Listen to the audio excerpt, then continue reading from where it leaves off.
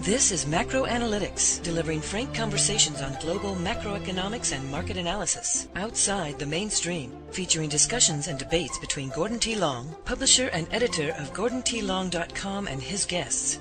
The content of this discussion is strictly the opinion of the participants. It is in no way a solicitation for business, nor is it to be considered investment advice of any sort. Always consult a registered investment advisor before making any investment decision.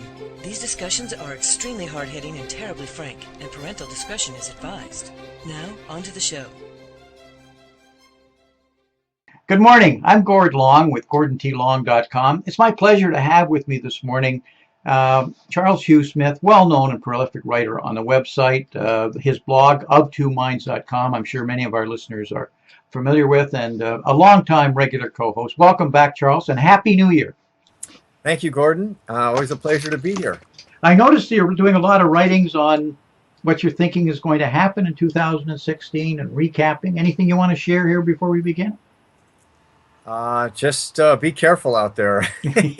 Especially with the market being down as hard as it has been, starting on the first hour of the New Year's. But that's not what we're here to talk about here today, Charles. And we got quite a bit of stuff to cover, so I want to jump right in. I have up an agenda, and I want to springboard from the last show we had. For those listeners who have seen it or may not, I recommend they view it, called The Participation Rate Mystery Solved. And we talked about what's really created it and what we thought behind it. But I wanted to go from there because what it really means, and this whole notion of universal basic income that seems to be getting a lot of narrative now. And I have some very strong concerns, and I think it leads very much into your new book that I'm showing here too, so that we can talk about the book and placing the book in that context. So we're kind of trying to do a lot of different things here today, Charles. I have up this chart that really declining labor participation rate as a springboard. You want to make any comments on that? Well, Gordon, I think what I see as our task today is what we discovered in the previous program is the labor force. In other words, the people with jobs who are paying enough taxes to support, the system we have, that labor force is shrinking, and it's shrinking for fundamental reasons that can't be fixed by lowering interest rates or central planning. It's a matter of demographics and the changing nature of our economy, and so the conventional solution to this shrinking of the labor force is, well, let's just give everybody a universal basic income, so you don't, whether you're working or not, you're going to get a check from the government. And part of our discussion today is to poke holes in that it's basically unsustainable. There's not enough money to fund that thing. And it also doesn't work because it doesn't provide humans with what they need, which is a lot more than just subsistence living.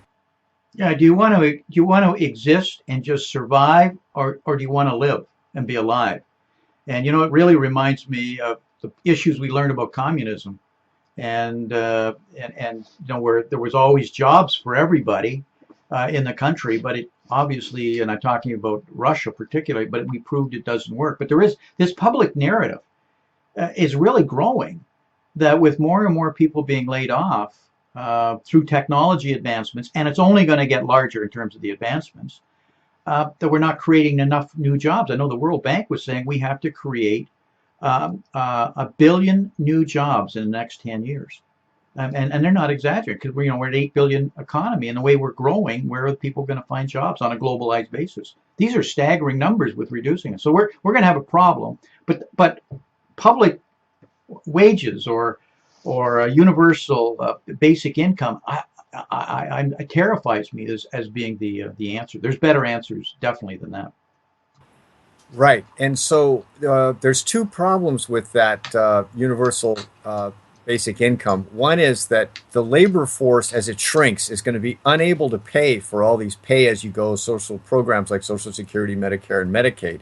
And what we're talking about is adding a couple $1 trillion more social program expenses on top of a labor force that's shrinking. And that doesn't compute financially, and So and then people look to tech, like, well, we're going to create a lot more jobs with the new technologies. Well, as we have a link here on the slide, it turns out that technology is creating far fewer jobs than it's destroying, and so we don't really have an answer for that. And as we've discussed in previous programs, if you're an employer, if you're in business, you need to automate or you die. In other words, you have to automate what can be automated in order to match the competitors you have who are doing that exact same thing to cut labor costs, because labor costs are rising. Another topic we've discussed in the past too. So this idea of redistributing the wealth to to everybody, whether you've got a job or not. A lot of people go, well, we're going to do that by taxing the wealthy more. But that's got two problems with it. One is the upper middle class and the top 5% of high wage earners, they already pay 93% of federal income taxes. So, and we've often discussed a lot of these people that make $250,000 a year or something like that in their household. If you're looking at from beneath making 50,000, you'd think they're really well off, but they pay staggering taxes. They don't get any breaks from subsidies from the government. They're really already stretched pretty thin. So to think that they're going to pay another trillion or two in taxes is just unrealistic.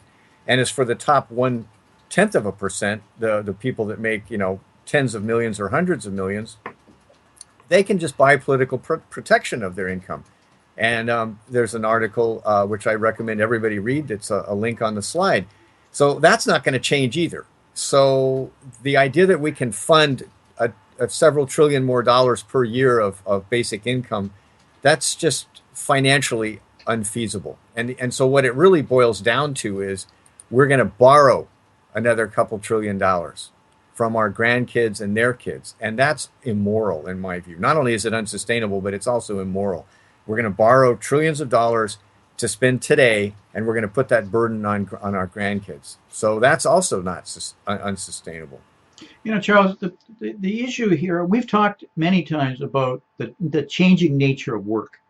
We are not going to stop this, and we shouldn't stop this onslaught of technology, which is only beginning.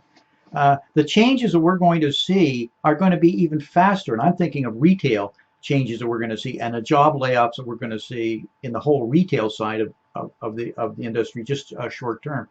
We can't stop it. We need to engage it. But what it says is our society's changed, how we structure our society, but keeping in mind why we work. It isn't just about money. And so the issue to me is understanding how we maintain our culture and our society in a new world, and trying to decide what is important. So to give universal payments or universal pay to people, so everybody's got an income, it sounds like it solves the problem, but it doesn't, as you point out. There's all sorts of reasons why it can't work, but what's even worse, it destroys the human spirit. It changes the whole motivation and incentive, then the entrepreneurial kinds of spirit that creates a healthy and vibrant economy. And to me, that needs to be steering our thinking, not just, hey, here's how we have enough money. I mean, people need ways of creating money, but we've talked about in previous shows the new forms of work and motivation and entrepreneurial. There's all sorts of ways of doing that. But I just don't want us to lose track of that point. I got some examples, but any comments on what I just said? Well, I absolutely agree, Gordon, and I think that everybody who is a fan of universal basic income, it completely ignores this point that you made, that it actually destroys the human spirit. And as you say on this slide, people thirst for opportunities to excel. They also need an opportunity to contribute. Right. Because this is the basic human nature: is we want to contribute to a group and be recognized for our contributions. And just paying people $1,200 a month or something to sit at home and fiddle around watching TV or surfing the net, not only are we losing their labor and their potential to contribute to the community, but we're also destroying them. We do. Charles, I had the point up here in this slide, and why we get interested in sports and whether we're participating and watching is this drive for us to excel, for us to grow as humans. I mean, I used to say, if I'm not growing, I'm dying. But where I really see it being older, and I think probably older than a lot of our viewers here today, is I see a lot of people who are formally retired, and I see the change in them in within a year and a half, um, where the things they thought were going to motivate them, they're not enough because they've stopped growing. They've stopped really learning and expanding. Some are better at it than others, and so in many ways, even retirement becomes a form of waiting to die because they don't have more cases. I'm thinking they don't have. It's not money. They have lots of money. They're comfortable. So money's not the problem in having a quality of life. You think it is until you have it, and then you realize it's not enough. And it's a lucky person that's in that situation, but it becomes what motivates you. So don't confuse surviving with living. And you and I come at it from different backgrounds too. I think why we both arrived at this conclusion that we share strongly together. You grew up in Hawaii, and I grew up in Canada, and Canada at the time was going socialist, and it was the time of the yuppie crowds and flower children, and so there was this whole sense of today, and we'd share, and everything would be fine as in a communal kind of living. And I didn't find it worked, and it didn't work, and I want to talk about that. But before I do, and what did you learn growing up in Hawaii that relates to this? Well, that's an interesting question, Gordon. And Hawaii, because it was sort of a colony before it became a U.S. state, it was basically controlled by like central agencies in the central government. In other words, the U.S. military was a strong presence and a source of jobs, and then there were big plantations growing pineapple and sugarcane. And so I think it was a very top-down society. And this is, I learned that there's a lot of limits to that model. And I think that's the model that we in the US are still following, that the federal government is supposed to solve all of our problems in the economy with some top-down new program, right? Or the Federal Reserve is supposed to implement some policy. And so I think what we're really talking about here is that model has run out of steam. It's no longer producing solutions. It's actually become the problem. And that solutions are going to come from the bottom up. And so these top-down environments are no longer working. They're no longer solving the issues of the new economy. So what we're really talking about is solving problems from the bottom up, not the top down. Precisely. Industries learned that that's how it has to be. Distributing it, getting decision making to the lowest level. That gets speed. You can compete on time. Corporations went through this over the last 25 years. It seems that the government didn't get the memo here somehow of exactly what has to be, and they're being left behind. Like they're the only ones with pensions, for example. The rest of the society's given up. But anyway, that's not the point of the show. My experience, and I mentioned in Canada, it going socialist when I was a young man, and very hard. And I need to say right off the bat here, Charles, Canada learned and came back very hard, being a lot more capitalist in funding as it dug itself for 20 years out of those problems. But what really woke me up, because I was part of the culture that I was in at that point in time, and as I said, flower children and all of this world, I was traveling, and I ended up in Israel, and I worked in Israel, and I was a broke student, no money, and I went and worked on a kibbutz, and my opportunity on a kibbutz was, I was actually quite excited about it when I went to do it because I'd heard so much about it and this communal sharing and communal working. I lasted 10 days before I wanted to leave. Maybe it wasn't even 10 days. It was not a long period of time. And then I moved to a mashav, which is something completely different. But whereas a kibbutz, you share as a communal. In a mashav, you earn and you share, but you're rewarded on your efforts. We just don't take an equal pair out of the pot like in a kibbutz. You share based on your abilities, your contribution, and your hard effort. And what what I saw was, in the kibbutz, it was an environment of doing, my observation, it was an environment of doing the minimum or even less if you could get by. It was, the pace was best described as manana, lethargic. People would roll their eyes for the hot people who were working harder, or what they called the newbies who didn't know any better. Um, you had this feeling, you wondered how this thing would survive, and it did, because it kind of had a monopoly of where the goods would always be sold. So there was no really incentives even in making things better. What happens is you just existed. That was why I left. You just felt like you were just kind of holding time. You weren't growing. You existed. And what I learned also is, for some people that's enough. But what happens is the weakest drag everybody down. Okay. And I concluded, if you dream small enough, you'll achieve your dream. So I went over to a mashab because I heard we could make money over there. And boy, we needed money at the time. And I loved it, absolutely loved it. And it woke me up, because what I saw was right off the bat, the first hour, there was a faster pace around the whole compound. People had goals. People had things that they wanted to achieve, not driven to achieve.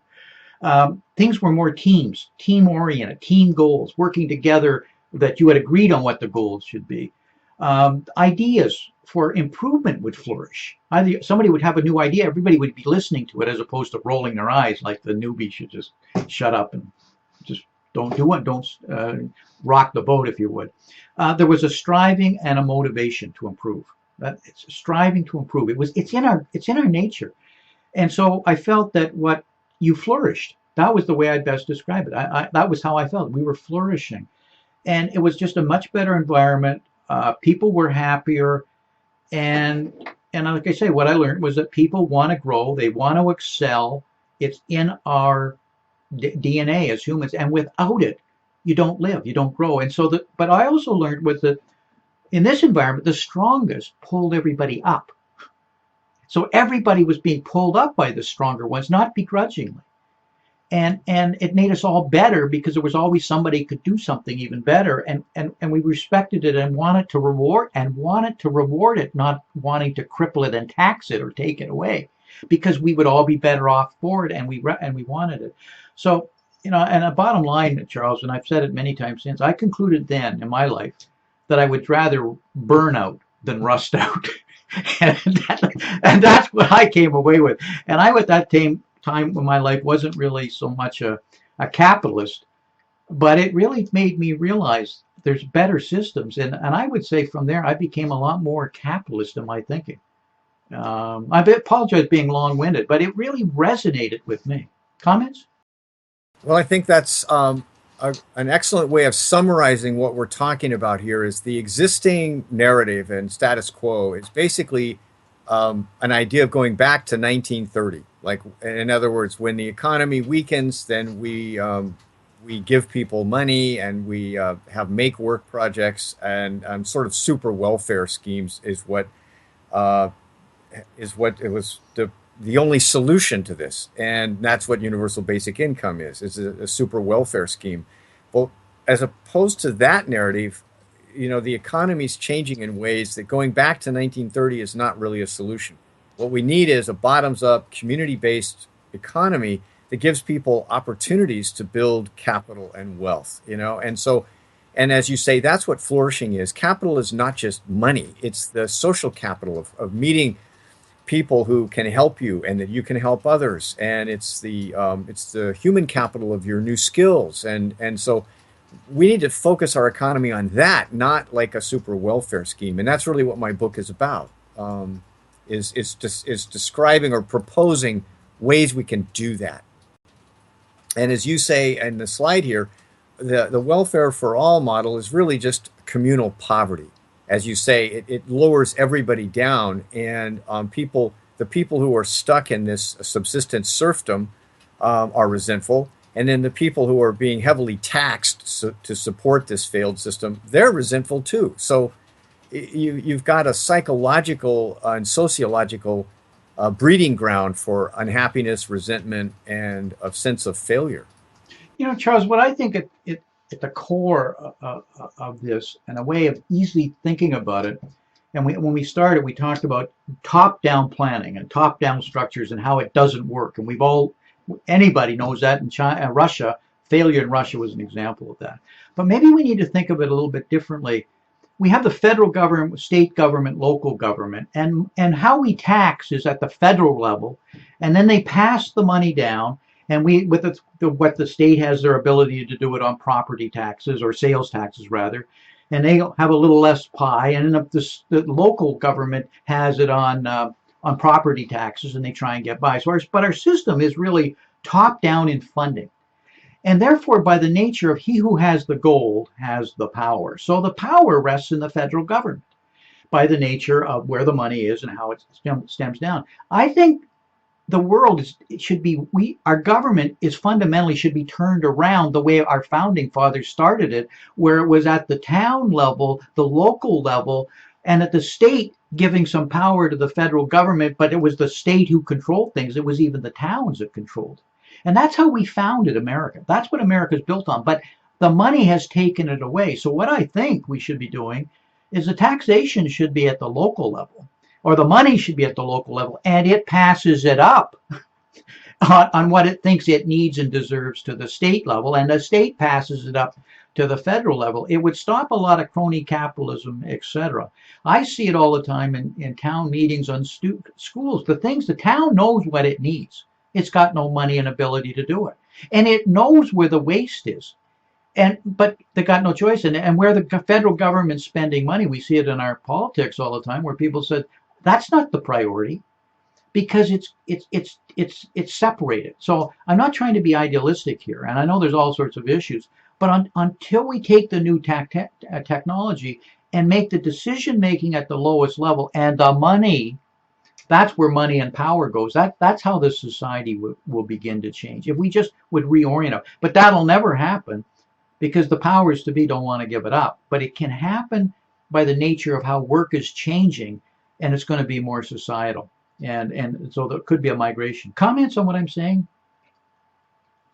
I think you're absolutely right about the local level being where people know what's scarce. And, going back to the fundamentals of economics, value flows to what's scarce, right? That's what people will pay a premium for. That's how you can make money. That's how you can best serve your community, fill the scarcities and needs. The only people who can possibly know that are at the bottom level in the community itself. And so that's where our focus should be. And it's as you say, it's the money flow, but it's also like, what are we training people to do in our educational system? To work for top-down institutions, that's a loser. But that's what we are training people for right now, is to go and get a job working for a company or a corporation or the government, more or less. Right. And so one of the things I want to bring up here is that the technology that we're talking about, the change, it's happening on many levels. And one of the levels is money itself, that cryptocurrencies are kind of chipping away at the top-down creation and distribution of money. And I think there's a lot of potential here. Exactly. I can see this whole advance in what I call crypto banking, removing the powers from the central banks, which effectively removes the power from central governments because it starts to distribute it at the lowest level. And that's why it can start to migrate. I think there's a lot of changes. For example, we're completely married to this Keynesian ideological ideas of economics. I think it is seriously flawed in this era. It may have been all right in the 20s, and it doesn't work today. But it puts us on the wrong kinds of roads. So shifts in understanding how work is going and the type of education. If these things happen, our society will end up being bottoms up. It doesn't take a revolution to do it. But it'll happen. It's going to happen because the system will continue to fail until it restructures and reorients itself. The question is, do you just want to go from crisis to crisis to crisis, or do you want to recognize what's trying to happen here and organize to make it happen?